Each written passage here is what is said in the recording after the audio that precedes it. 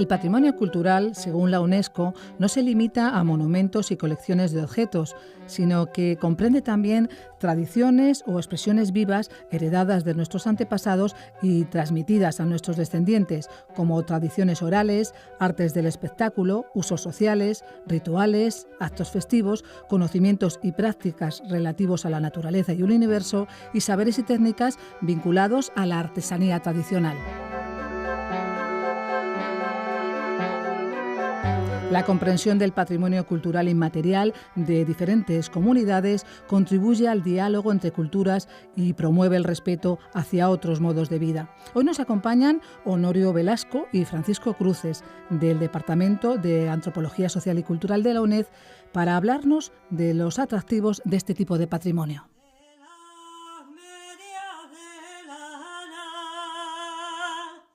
Que me traiga la campanillina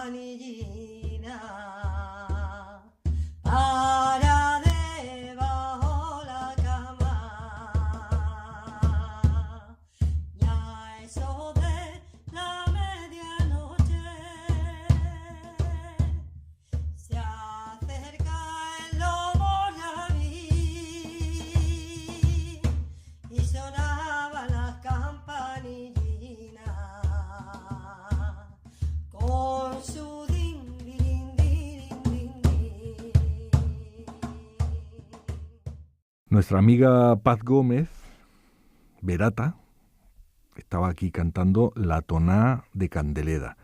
Y eso viene muy bien para empezar, porque es una pieza que suena así, suena como para que va a venir algo importante luego. Bueno, no es tan importante, es una conversación sobre patrimonio inmaterial y sus atractivos, con Honorio Velasco y este servidor, Francisco Cruces. ¿Cómo estás, Honorio? Bien, ¿y tú qué tal?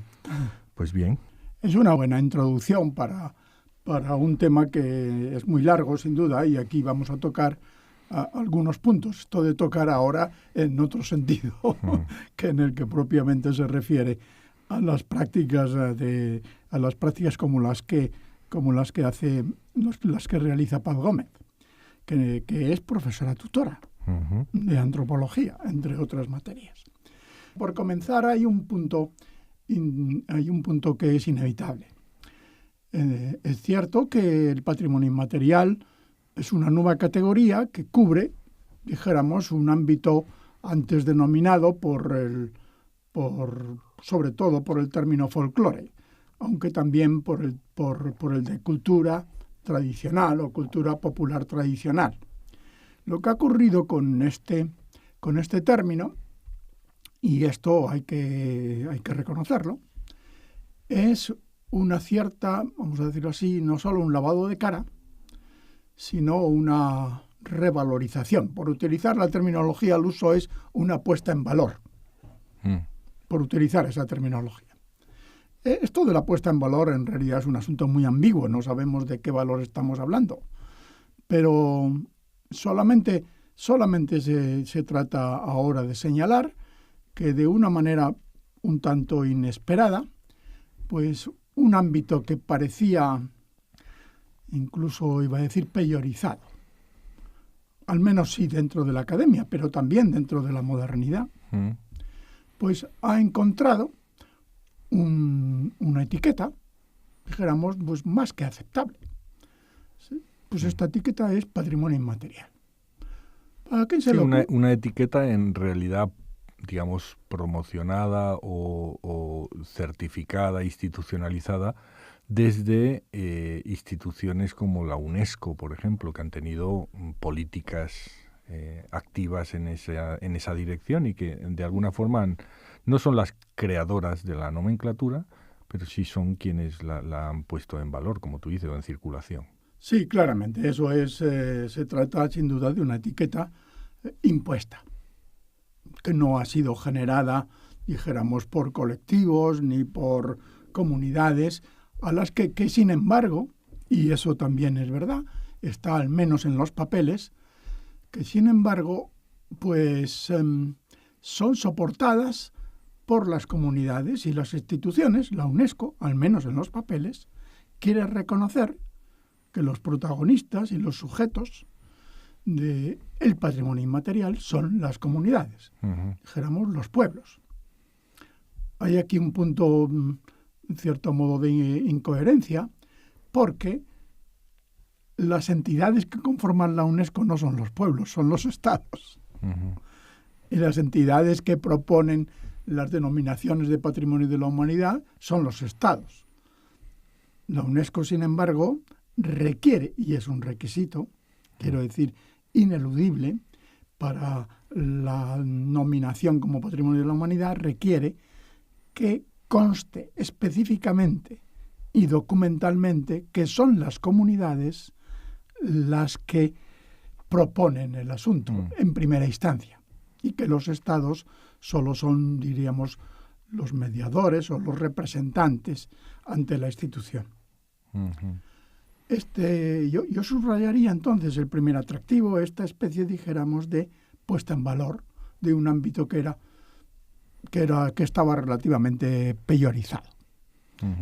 El segundo atractivo es, si eso llega a ocurrir, efectivamente es el de haber otorgado el protagonismo a los pueblos, a las comunidades.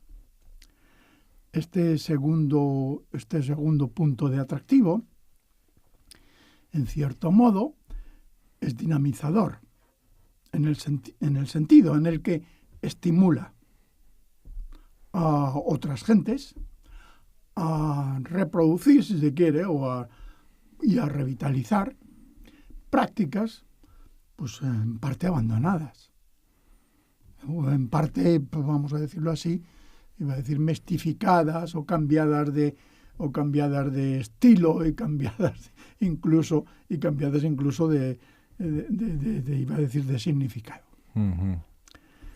Este atractivo también tiene su punto de contrapartida.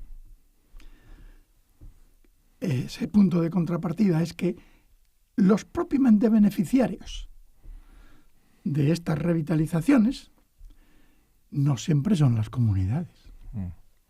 Digamos que ahí hay un movimiento paradójico, ¿no? Al ponerse en valor cosas que justamente estaban fuera de la circulación general de las mercancías o de los productos o de los bienes, al ponerse en valor justamente pasan a ser también objeto de apropiaciones parásitas o a ser objeto de competición por parte de los mismos actores que a lo mejor durante muchos años habían mantenido una fiesta o un espectáculo o una tradición oral o unas formas musicales sin que hubieran estado bajo, digamos, esa presión de la competencia que en realidad introduce su visibilidad, ¿no? Su mayor visibilidad. Sí, claramente.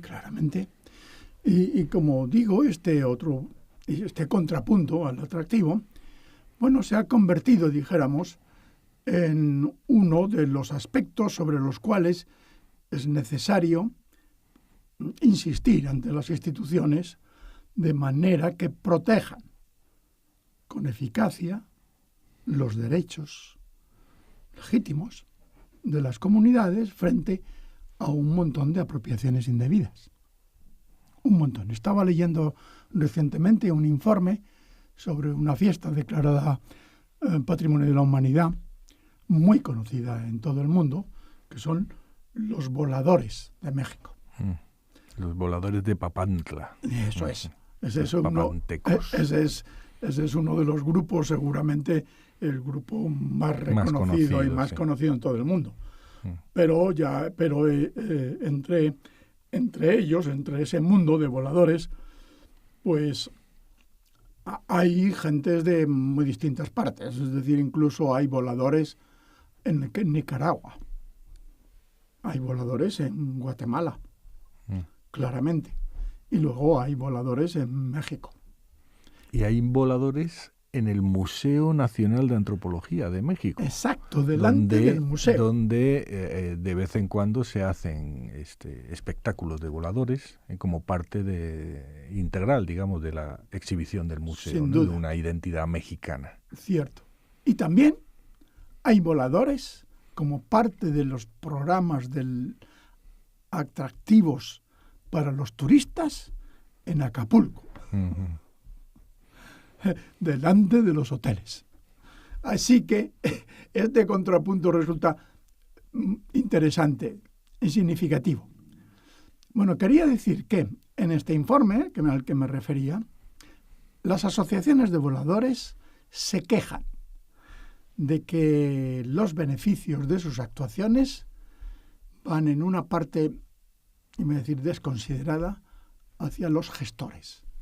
Hacia el mercado, digamos, hacia la mercantilización, en realidad, de una práctica comunitaria. Claramente. Lo que pasa es que esto de las apropiaciones sería importante subrayar, Honorio, que no solo no es nuevo, siempre ha sido así, y además probablemente no sea evitable completamente, en el sentido de que yo creo que es inherente a la propia práctica cultural la posibilidad de ser apropiada. En cuanto a que no es nuevo, yo lo que diría es, bueno, obviamente algunas de las apropiaciones que ha abierto el turismo, por ejemplo, ¿no?, que es una de las grandes fuentes de apropiación, o este proceso que llamamos la globalización, ¿no?, que es finalmente la entrada de entidades como la UNESCO o como organismos internacionales o regionales en las prácticas de reproducción concretas. Pero durante mucho tiempo fue la Iglesia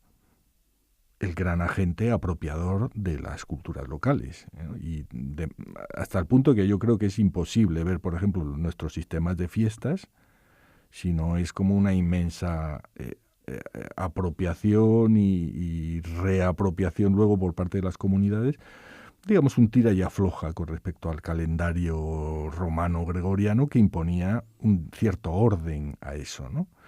Y lo mismo podríamos decir con respecto a los estados. O sea, este ejemplo que ponemos de los voladores en el Museo Nacional de Antropología muestra a las claras hasta qué punto eso que llamamos el folclore ha sido siempre el lugar de una nacionalización.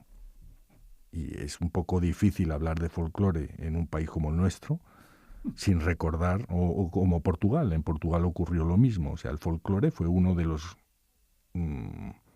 asuntos apropiados desde el Estado como parte de su gestión ideológica de la vida cotidiana, ¿no? O sea, lo de la apropiación es así. Es verdad que el mercado, y en concreto estos mercados abiertos de hoy día, nos colocan ante un reto enorme, y es como evitar las apropiaciones parásitas muy asimétricas. Pero también es cierto que nunca ha habido un estado originario del patrimonio inmaterial donde eso no era apropiado por algún poder o alguna fuerza, ¿no? Bueno, el concepto de apropiación es muy amplio y engloba muy distintos tipos, diríamos, de acciones sociales en relación, dijéramos, con usos más o menos exclusivos. Pero en este caso hay algunos interesantes, creo yo, aspectos a subrayar. Uno primero es que estas prácticas, este conjunto, diríamos, de actividades y también de objetos, en principio pertenecen al dominio común, llamándose dominio común siempre, claro, un pueblo o una comunidad como tal. Que no es el dominio público. Que no es el dominio público. No es el dominio público. No, es el dominio común. Esto ya en principio, dijéramos, es una afirmación de apropiación. Si entendemos en este caso que apropiación que sería debida. Sobre este sustrato, dijéramos, hay efectivamente luego una serie muy, muy variada de apropiaciones. Una de ellas es las de los propios, voy a decirlo así, folcloristas, relativamente inocentes y por otra parte cargados de buenas intenciones en el sentido de tratar de contribuir a su divulgación y también a su valoración, que el tipo de, diríamos, de productos que realizaban con ellos, pues generaban pues, ciertamente derechos. Estos derechos tenían titularidades y las titularidades eran individuales.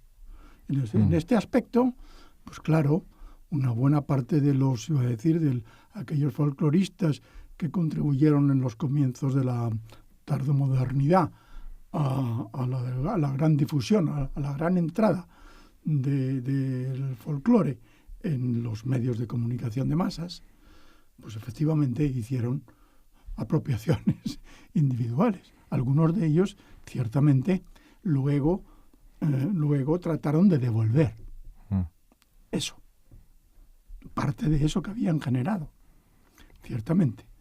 Y luego, por otra parte, está las actuaciones de las grandes compañías en relación con las apropiaciones indebidas de los conocimientos tradicionales relacionados con las plantas, por ejemplo, pero también con minerales y también, naturalmente, relacionados con los diseños estéticos. Estas apropiaciones aún no están resueltas. La Organización Mundial de la Propiedad Intelectual no ha sido capaz aún de generar un documento de consenso. ¿Y tú tienes sobre eso. expectativa, Honorio, de que eso se pueda llegar efectivamente a clarificar y, digamos, a desbrozar un sistema de legitimidades en torno a la apropiación del patrimonio inmaterial que sea a gusto de esos distintos agentes? Porque más bien parece lo contrario, ¿no? O sea, que cada vez más el sistema de derechos de autor, por ejemplo, o de derechos colectivos sobre estos asuntos se ha ido embarullando. Bueno, sí, efectivamente. Yo lo que estoy hablando aquí es, por un lado, es que ciertamente un atractivo del patrimonio inmaterial, y así llamado patrimonio inmaterial, es que haya sido capaz de generar derechos en la modernidad, haya sido capaz, frente, diríamos, a una visión pues pesimista hace tiempo de un deterioro irremediable e irreversible de todas estas cosas. Y no ha sido así. Se refiere claramente a un conjunto de cosas, no a todo, por supuesto, pero ha sido capaz de generar esos derechos. Y esos derechos, la generación de esos derechos para muchas comunidades se ha traducido en términos de desarrollo local. Y se sigue traduciendo. Y esto está pasando en muchas partes en el mundo. Bueno, en América Latina es muy claro, pero también en África y también en el sudeste asiático. Estos derechos, perdona, Honorio, estás hablando en términos de derechos monetizables, o sea, no solo de derecho moral, digamos, sobre la fiesta o sobre la cosa que se trata de proteger. No, también derechos morales, claro, porque tienen mucho que ver con el reconocimiento, con la visibilidad, con adquirir la visibilidad, alcanzar la visibilidad que merece en las comunidades y los pueblos. Esta adquisición, este valor de visibilidad, digamos, o sea, que esta competencia por la que estamos hablando no es una cuestión de pura pasta, de pura lana. No solo. De money. Es también de, digamos, el derecho moral sobre una identidad que está ahí emblematizada. Y tú has invocado el término y el concepto de identidad, ciertamente. Así que aquí hay un derecho moral. Y ese derecho moral no es poco. Porque, claro, ya resulta difícil de soportar si además de quitarte el dinero, te quitan tu imagen y tu identidad. Porque y están en ese sentido, beneficiándose otros indebidamente hasta de eso. ¿Qué está ocurriendo? Y eso está ocurriendo y ha ocurrido, sin duda. Y entonces, como te decía, yo me refiero a una distribución relativamente equilibrada de todo esto, que no es fácil de conseguir. No es fácil no solamente por la asimetría de los actores, Honorio, que cada vez son más y más heterogéneos y más distantes. Quiero decir que entre el turista de otro continente que visita un pueblo para ver una determinada fiesta, la agencia estatal que ha mediado en ese encuentro, digamos, y las comunidades locales, a veces la diferencia, la distancia es enorme, ¿no? Yo diría que no solamente es ese problema, sino que, por ejemplo, esa imagen de comunidad que tú estabas invocando Yo creo que tiene algo también de anacrónico, en el sentido de que ¿quién son las comunidades? ¿Quiénes son los portadores? Eso ya de por sí es una pregunta problemática. En la mayor parte de las manifestaciones, digamos, del patrimonio inmaterial. Pienso, por ejemplo, en el caso del tango, que ha sido declarado por UNESCO como Patrimonio Inmaterial de la Humanidad, con 2 ciudades sede, porque las 2 se lo disputaban, que eran Buenos Aires y Montevideo. O sea, ¿quién es la comunidad en este caso? Pues es difícil de decir. También los medallenses de Medellín se reclaman tanguistas, porque es donde murió Gardel. O sea que ponerle puertas ahí a la comunidad en relación con ciertas, sobre todo las digamos, manifestaciones del patrimonio inmaterial que están diseminadas y que son más contemporáneas, es en sí mismo esa imagen de la comunidad cerrada, autocontenida, es muy problemática, ¿no? Claro, porque es interesante aquí la discusión acerca de este concepto de comunidad. Bueno, ya la discusión de identidad sin duda, pero eso lo vamos a dejarlo para otro día. Siempre hay una comunidad, pero lo que yo quiero decir es que la comunidad no necesariamente es local y no necesariamente está acotada, sino que en muchos casos se trata más bien de una suerte de comunidad imaginada. Con toda seguridad. Y esta comunidad, el valor de esta comunidad imaginada, el valor que contiene sin duda ninguna, pues estos son rasgos de idealización, el valor está precisamente en la posibilidad de sentirse el conjunto de gente, diríamos, implicada, de sentirse, iba a decir utilizando una vieja propuesta de Víctor Turner, de la comunitas. Hermanada. Sentirse hermanada. Y este componente es incluso el que se atribuye a otro de los grandes atractivos, diríamos, del patrimonio. Esa capacidad de generar la hermandad a la hora, diríamos, no solo de desarrollar las prácticas, los supuestos protagonistas, diríamos, fetenes, es decir, aquellos a los que parece corresponderles por tradición, sino que es capaz de hermanar a la gente que se integra y se implica en ella.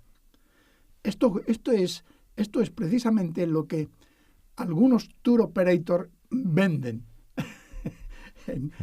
a modo, dijéramos, por lo menos de dosis, algunos, y que parece tener una gran eficacia, porque es capaz de movilizar a las masas a encuentros de este tipo, que sin embargo, pues muchas veces mantienen propiamente lo que son las pautas del espectáculo, más que propiamente las pautas, dijéramos, del ritual, entendido en ese sentido antropológico idealizado que entendemos. Sí, el ritual ha dejado de ser un mensaje dirigido a la comunidad por sí misma y es más bien un mensaje dirigido a otros en muchos casos, ¿no? A otros de fuera. Exacto. Pero esto ya también, como tú ya advertías antes, esto ya ocurría antes. Esto no es de ahora. Esta especie de mensaje dirigido a los de fuera, esta es una de las pautas que ya vimos cuando hacíamos trabajo de campo en los pueblos de Castilla y de Extremadura durante las fiestas. Pues claro, no hay fiesta sin forastero. Y este punto siempre ha dado, diríamos, su vitalidad y ha estimulado el interés de los propios pueblos y comunidades en la realización. No solo el interés, sino la competitividad. Es decir, como pasa entre los voladores. Compiten entre ellos las asociaciones, incluso en términos, diríamos, de acaparar el mercado. Incluso en esos términos. Pero también, y aún más, en los modos, en los estilos, diríamos, de la danza en vuelo. Y esta competitividad que se instaura entre ellos es otro de los atractivos que mantiene el patrimonio inmaterial en la modernidad. Honorio, ¿y cómo dirías tú que afectan estos, digamos, este incremento de los atractivos y también de las apropiaciones en competencia? ¿Cómo afecta nuestro rol como estudiosos del patrimonio? ¿Seguiremos teniendo el papel que históricamente se dieron a sí mismos los folcloristas o los antropólogos también en buena medida, de difundir y promocionar aquello que estudiamos? ¿O nos cabe más bien esta posición defensiva que, por ejemplo, es muy explícita en autores como José Jorge de Carvalho, que dice: tenemos que preservar el secreto, tenemos que conservar, tenemos que hacer, así, por así decirlo, una especie de paraguas protector sobre el sistema de derechos y el sistema de reproducción de estas prácticas locales? ¿Tú cómo sientes que se debería mover nuestro rol ahí? Hay varios frentes. Por una parte, los trabajos de investigación realizados, es decir, están convirtiendo a los antropólogos en expertos. El experto es una figura de la modernidad que tiene funciones institucionales. ¿Esto es bueno o es malo? Bueno, se verá y se ve en contexto, pero al menos es importante en el sentido en el que si las instituciones tienen que dirimir un conflicto acerca de derechos morales o económicos sobre el patrimonio inmaterial, ahora empiezan a acudir a expertos. Y esto es importante. Esta es una figura que antes no teníamos como tal. Hay un segundo aspecto que es mediadores. En la propia comunidad o en las propias comunidades no es infrecuente que se generan conflictos o situaciones incómodas. En España, por ejemplo, es muy frecuente ya la reivindicación por parte de las mujeres y de los colectivos femeninos de su presencia ritual. Esto ocurre con el alarde, por ejemplo, por citar uno de los casos. Hay muchos más. Bueno, ser mediador en las comunidades para lograr un consenso que permita la integración y la implicación de todos en algo que es común, esto es una figura que también puede que se espere de nosotros. Y hay un tercer punto que, claro, que sigue siendo pues más o menos una continuidad de lo que hacíamos antes. Claro, no nos hemos limitado, bueno, no voy a decir en todos los casos, pero no nos hemos limitado generalmente a registrar lo que hemos visto y divulgarlo como tal. Hemos tratado de hacer un análisis crítico, que incluso a veces ha sido incómodo para las propias personas que esperaban de nosotros elogios sin fin. Y este aspecto yo creo que no podemos dejar de evitarlo. No podemos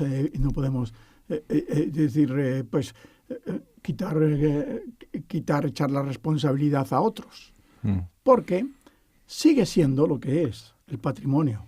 Es decir, es este aspecto metacultural que conviene que